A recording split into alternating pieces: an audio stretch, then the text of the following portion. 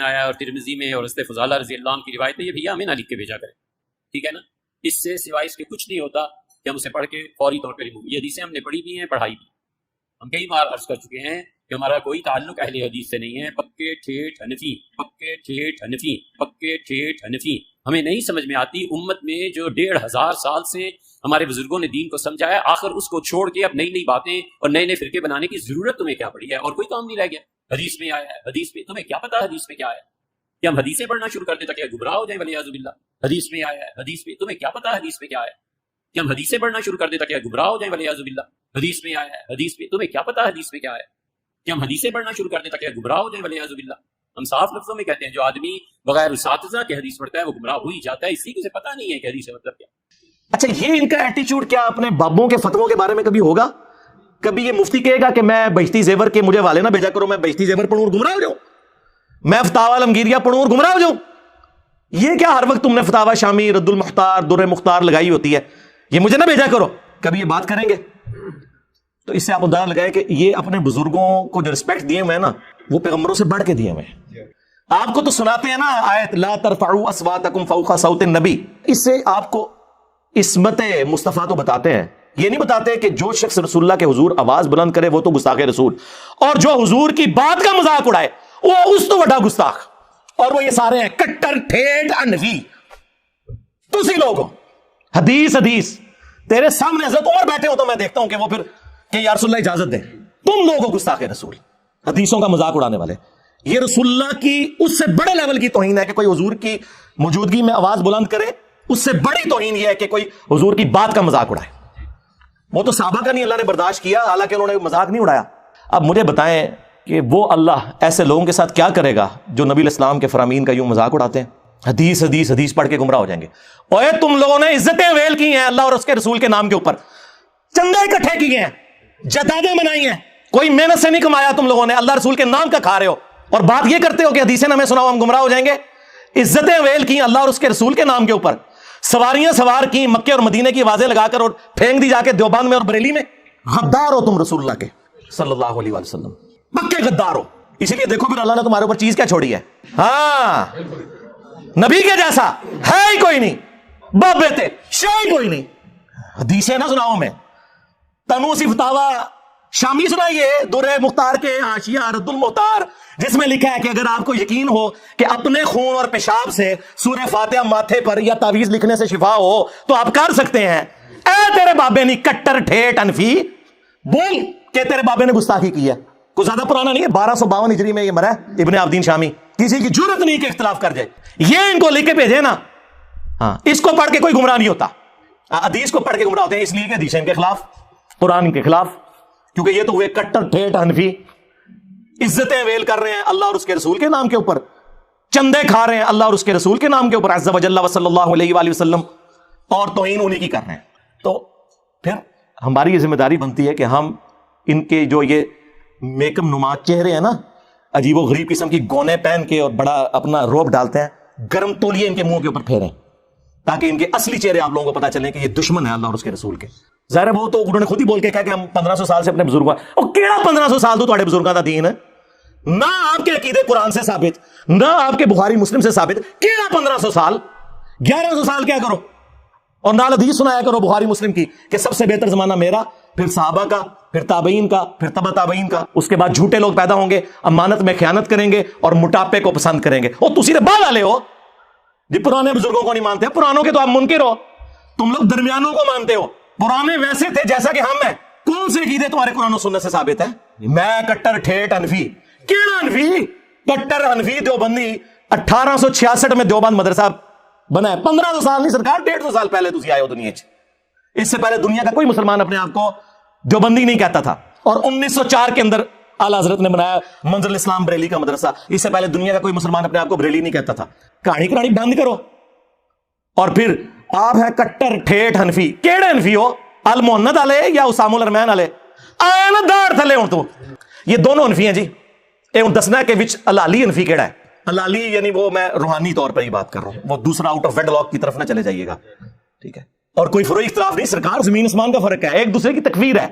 تو کون سا کٹر ٹھیٹ حنفی ہے کہ جو کروڑوں بریلویوں کو کافر اور مشرک سمجھتے ہیں؟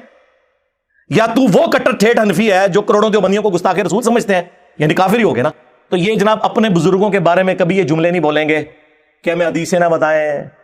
اللہ کے نبی علیہ السلام یار تمہارے بابے تو نہیں چھوڑ کے گئے.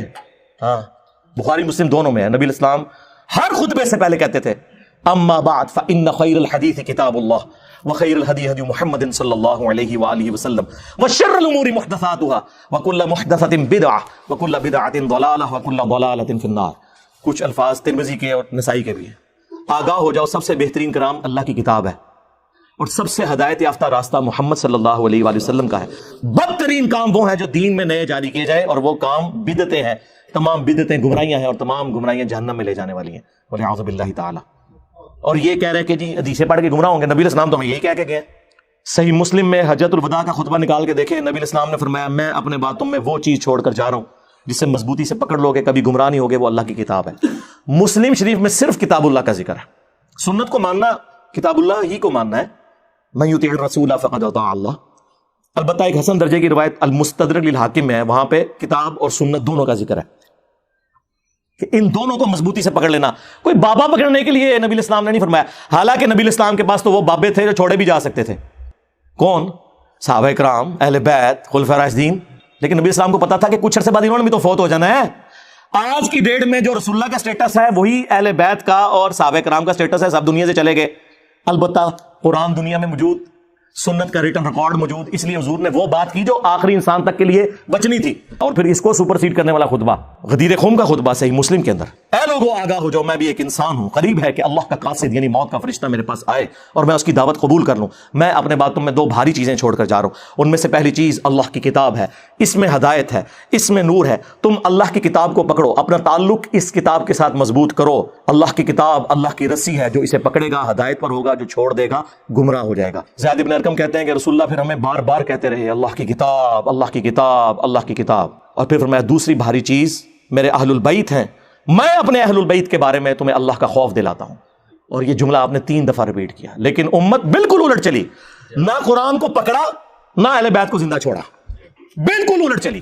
تو نبی علیہ السلام تو بات ہی قرآن سنت اہل البیت کی کر رہے ہیں, یہ اپنے بزرگوں کو لے کے چل رہے ہیں. ان لوگوں کا کیا لینا دینا میرے بھائی؟ نہ انہوں نے قرآن پڑھا صحیح طریقے سے, نہ اگر پڑھا تو پھر اس کے ساتھ یہ غداری کی ہے کہ کہہ رہے ہیں ڈائریکٹ پڑھو.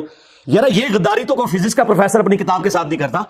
آج تک کسی فزکس کے پروفیسر کو سنا ہے کہ آئنسٹائن کی تھیوری آف ریلیٹیوٹی نہ پڑھنا گمراہ ہو جاؤ گے, یا کوئی انگلش کا پروفیسر کہے کہ آکسفورڈ کی ڈکشنری نہ پڑھنا گمراہ ہو جاؤ گے.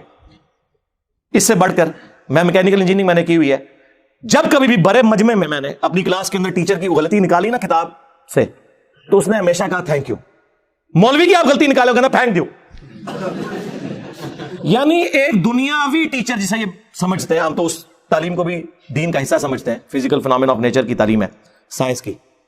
وہ اپنی کتابوں کے غدار نہیں ہے, یہ لوگ اپنی کتابوں کے غدار ہیں اور اس سے بڑھ کر ان کتابوں سے کھا رہے ہیں. انہی ناموں کے اوپر انہوں نے عزتیں ویل کی ہیں. اتنی بے ایمانی اس طرح کون کرتا ہے؟ یہ لوگ کرتے ہیں. میں کٹر ٹھیٹ حنفی, بول پھر کہ میں وہ کٹر ٹھیٹ حنفی کہ جس کے بابے نے الامداد رسالے میں لا الہ الا اللہ اشرف علی تھانوی رسول اللہ کو انڈورس کیا ہوا ہے. آیا نا داڑھ تلے. ہاں میں وہ کٹر ٹھیٹ حنفی. کبھی اس پہ بھی پرچی پڑھنا کہ اشرف تھانوی صاحب کو عقل کے ناخن لے کہ آپ یہ کیا بات کر رہے ہیں کہ اس میں بڑی تسلی ہے کہ تیرا پیر متبع سنت ہے. کیا خلفائے راشدین اس طریقے سے کرتے تھے؟ اور پھر آل محمد کے جو عقیدے ہیں وہ تو میں پوری دنیا کے دیوبندیوں کو کہہ رہا ہوں کہ صرف 3 عقیدے سرکار, ویسے تو اس کے اندر بہت کچھ ہے, 3 عقیدے بتائے ہوئے. اس کو قرآن و سنت کی روشنی میں آ کے جسٹیفائی کریں. میں کٹر ٹھیٹ حنفی صاحب, آپ آ جائیں میدان میں. پہلا عقیدہ لکھا ہوا ہے کہ ہم بزرگوں کی قبروں اور سینوں سے فیض لینے کے قائل ہیں, نچوڑنے کے, ٹیکا لگا کے نہیں. وہ نے کہا نہیں, اس طریقے پر جو خواص کو معلوم ہے, نہ کہ اس طریقے پہ جو عوام میں رائج جائے. اور پھر میں نے بتایا ان کے خواص کیا کچھ کرتے رہے قبروں سے. اربع ثلاثہ میں اشرف تھانوی صاحب نے لکھا ہے قاسم نوتوی مرنے کے 6 سال کے بعد قبر سے نکل کر, خواب میں نہیں بیداری میں, 2 بند کے 2 مولویوں کی صلح کروا کے واپس چلا گیا قبر کے اندر. یہ خواص کا طریقہ ہے. عام بندے تو بھی کیا گزرا. اور بڑے ان کے اس طرح کے قبر پرستی کے واقعات ہیں, وہ میں نے پورا ریسرچ پیپر نمبر 6 لکھا ہے, قبروں سے فیض کے عقیدے کا تحقیقی جائزہ. پھر دوسرا انہوں نے لکھا ہے کہ ہم رسول اللہ کی قبر کو اللہ کے عرش, کرسی اور کعبہ شریف سے افضل مانتے ہیں. ایک کیڑی آیت ہے, کیڑی حدیث ہے. اور پھر تیسرا عقیدہ بتایا تھا کہ ہم رسول اللہ کی قبر مبارک میں جو حیات ہے اسے دنیا کی سی مانتے ہیں. دنیا کی سی حیات مبارکہ تو ہم بھی مانتے ہیں, اعلیٰ ترین برزخی حیات ہے, اس میں تو کوئی شک ہی نہیں. جسم مبارک بھی سلامت ہے, اس پہ تو میری کئی ایک ویڈیوز ریکارڈڈ ہے. یہ دنیا کی سیکھ ہے. اور پھر وہ کہتے ہیں جناب کہ وہ جی یہ تو سیوتی نے لکھا ہے. او بھائی سانو کی دی تو حوصلہ دو. ہم جب قرآن و سنت کے دلائل کی روشنی میں حضرت معاویہ رضی اللہ تعالیٰ عنہ، حضرت مغیرہ ابن شعبہ رضی اللہ تعالیٰ عنہ، حضرت عمر بن عاص رضی اللہ تعالیٰ عنہ سے اختلاف رکھ سکتے ہیں تو تواڈے امام تے شے کوئی نہیں. سیوتی نے لکھا ہوئی. سیوتی کون سا پرانا ہے یار؟ 500 سال پہلے ہوا. 500 سال بعد میں بھی سیوتی بنا ہوں گا. میں تو ہونی بن گیا تھے. ہاں سیوتی نے اتنا مجمع ویکھیا ہونا ہے. چھڈ دیو انج کوئی پڑھدا ہے. کوئی علمی گل کرو. تے کٹر ٹھیٹ انفی صاحب میرے خیال ہے اتنی خوراک کافی ہے تواڈے واسطے. ویسے تو تمہیں پتہ ہے میرا تو فیوریٹ ٹاپک ہے. ہاں میں تو کوئی موقع نہیں جاننے دوں گا کہ میں ڈرل کروں گا ان کی پبلک کے دماغ میں کہ سوچو کہ یہ تم لوگ کن لوگوں کے پیچھے لگے ہوئے ہو. یہ وہ لوگ ہیں جنہوں نے عزتیں اللہ اور اس کے رسول کے نام کے اوپر اویل کی ہیں اور قرآن و سنت کے نام سے چڑھتے ہیں اور کہتے ہیں ہمیں نا لکھ کے بھیجا کرو. ہم تو یہ پڑھ کے ریموو کر دیتے ہیں. ہم 1500 سال بعد اب تم لوگ بتاؤ گے ہمیں ہم اپنے بزرگوں کا دین چھوڑ دیں. اچھا انہوں نے پتا ہے کہ قرآن دی جڑے پڑھتا ہے نا انہوں نے بابے دوبارہ ہو جاتا ہے. ہاں انہوں نے پتا ہے. جی سب تو بڑی مثال میں 2002 میں عمرے پہ گیا, غلاف کعبہ پکڑ کے دعا مانگی تھی, اللہ مجھے بریلوی مارنا, شکر ہے قبول نہیں ہوئی. منو کہنا چاہیے یا اللہ منو مسلمان ماری. اور یہ میں آپ کو وثوق سے کہتا ہوں اگر آپ مخلص ہیں نا سرکار, آپ ہدایت کے مخالف راستے پہ بھی چل پڑے نا اخلاص کے ساتھ, اللہ تعالیٰ کان سے پکڑ کے آپ کو سیدھے راستے پہ چلا دے گا. اور اگر آپ بے ایمانی پہ اترے ہوئے ہیں سرکار تو آپ رسول اللہ کے چچا بھی ہو نا, ابو لہب ہاشمی بھی ہو, تو مر جائیں گے آرام موت. اور قرآن میں قیامت تک بددعائیں پڑی جائیں گی ان پر, تبت یدا ابی لہب وتب. یہ بات ہے. نسبت بھی اسی وقت کام آتی ہے جب آپ نبیوں کی آواز کے اوپر لبیک کہتے ہیں.